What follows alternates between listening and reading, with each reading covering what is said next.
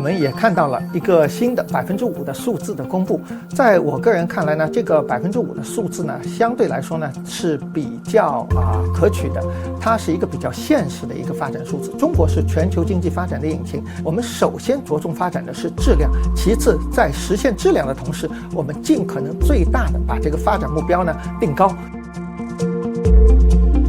If this 5% growth is achievable, it means then that will have spillover effects on these other countries. It will stimulate then definitely the growth of these other countries around the world. China, if that economy is stable, is prosperous, it means then it will also lead to other countries worldwide being stable and prosperous. That is the logic. Prosperity, stability in China will automatically translate into prosperity in the world economies, from developed ones to developing ones, and more so to Africa.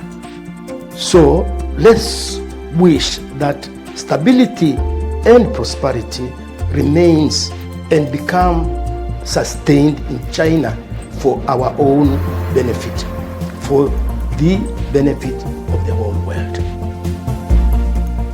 China has been at the core of the global restarting of supply and industrial chains. With China's high-level opening up and modernization thrust, then we can only expect that there's going to be more production for dissemination to other parts of the world. So we are going to see a global economy that is more robust and that is asking for more in order to meet increasing demand.